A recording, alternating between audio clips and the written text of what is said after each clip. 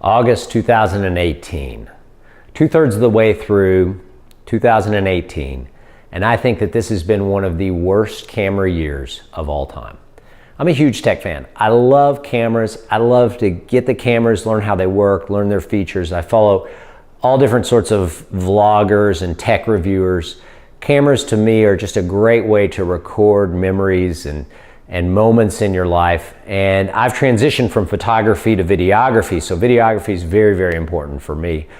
So why has 2018 been so disappointing? Well, I think it's because we've seen very few major breakthroughs in must-have cameras in 2018. Cameras that are game changers. In fact, I think we've only had one real game changer when it comes to cameras. Let's look by each manufacturer at how 2018 has played out. Let's start with Canon. So I think everyone wanted to have a full frame 4K censored camera with a flip out screen that would do dual pixel autofocus and give us great videography in 4K, 24, 30 frames per second, even 60 frames per second would have been great. Canon totally missed on this. What did they give us? They gave us really nice sized Canon M50 with an APS-C size sensor, a great flip out screen that was touch screen, great Canon colors, dual pixel autofocus, but only in 1080p. How did they kill us with this camera? Well, first of all, they didn't give us the dual pixel autofocus in 4K. They gave us just a horrible crop in the 4K video mode. There's limited lens selections for this camera.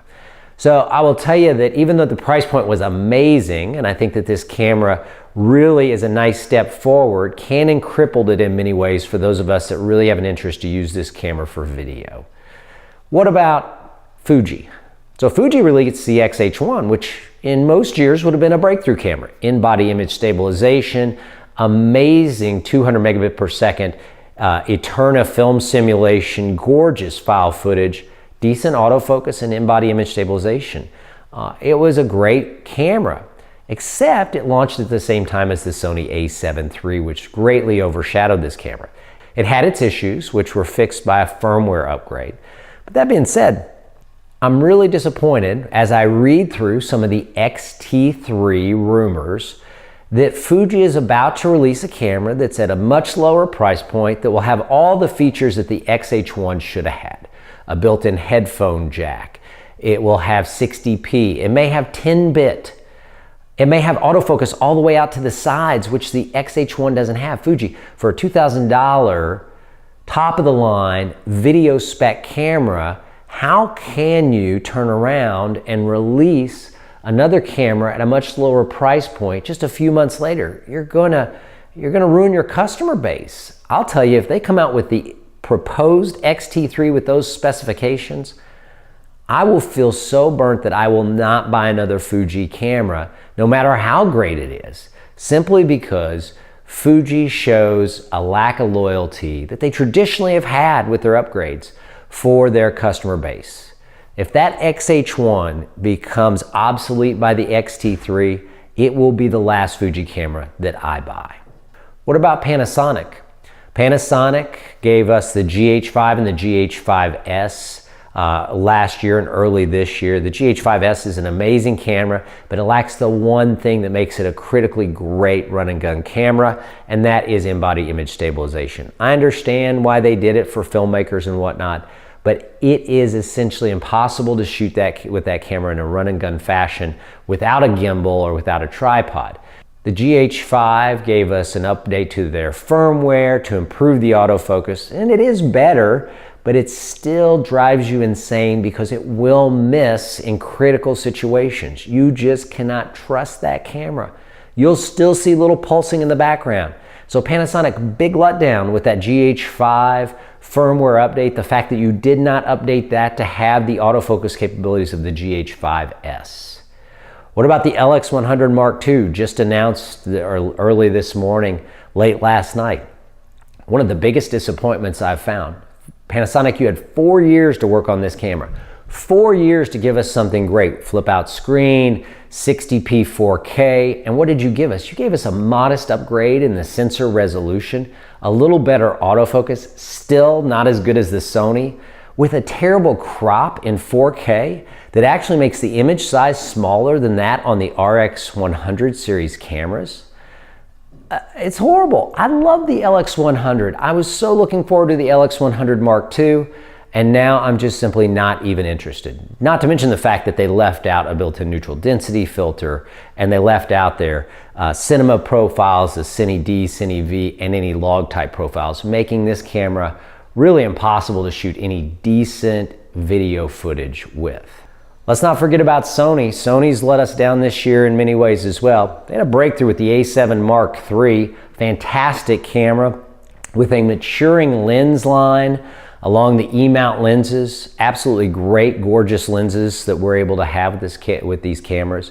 But the RX100 Mark VI, a legendary series of cameras, comes out with no neutral density filter built in, with a much slower lens, albeit a longer lens. Still many issues with that camera that make it inferior to the Mark V. And that was a big disappointment, Sony. Another disappointment, frankly, having the A9 not get upgraded to picture profiles. Although this is mainly a camera for stills shooters, it's a shame that you see that this camera has no picture profiles, no log profiles, no HDR capabilities. It's really missing out when it comes to the video side of things. And this is for a camera that is twice as expensive as the A7 Mark III, which frankly shoots much better video.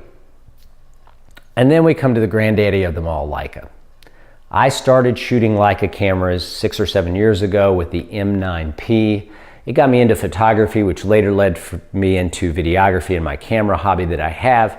And I will tell you that Leica continues to miss the boat.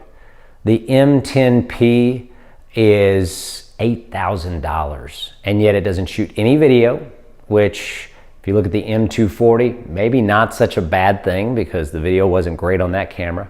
But there's no reason Leica can't give us some 4K video with these beautiful Leica lenses.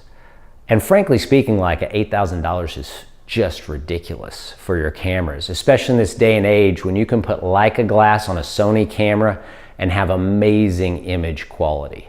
Leica, you're struggling, and I don't see an opportunity for you in the forthcoming markets. Last but not least, we have Nikon. We're on the eve of the Nikon mirrorless release, the Z6 and the Z7 cameras. We're starting to see specs on these cameras, and I'll have to say that the Z6 is inferior to the A7 Mark III in every way, equivalent in most ways, but inferior when it comes to autofocus and a lack of lenses.